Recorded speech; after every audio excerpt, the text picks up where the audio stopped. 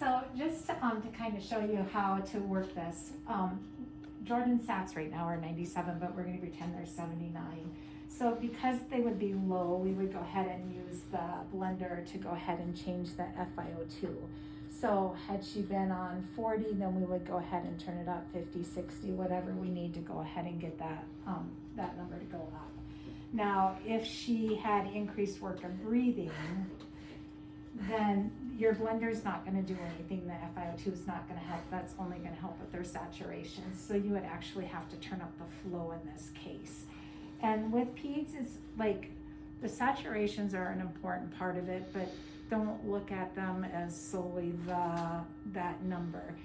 We've had kids that have been on 2 liters, you turn them down to 1 liter and they start nasal flaring. So it's more of meeting that demand, that oxygen need, or the flow demand, and not so much an oxygenation issue with them guys. It's really important to look at the child too. Like, what do they look like? If you have a kid who's retracting to their back, even though they're satting 96%, we want to reduce that work of breathing so that they don't exert all their energy and then they start to have those desaturations. The other thing that's really important is if Sherry's in here titrating or messing with this, she has to communicate and document those changes that she made so that everybody on the team's aware. So if she's my RT and I'm the nurse, I want her to make sure she just keeps me updated. So if she thought my patient needed an increase, just let me know, and vice versa. I let her know if I make any changes. So we're all on the same page, because that communication is key to the collaborative patient care. And if Jordan were an RSV patient, then you could always try suctioning first to see if that helps. Maybe they're just working against all the secretions. But otherwise, if you still see that work of breathing, then you can go ahead and increase the flow. And then that may be something where we would let the physicians know as well that we've seen a change and needed to address it. And we get concerned, so typically our wall oxygen is 100% FiO2. So when we can go to a high flow option, we can titrate as low as 21%. So a lot of our kids don't actually need the oxygen percentage, they need that positive pressure flow.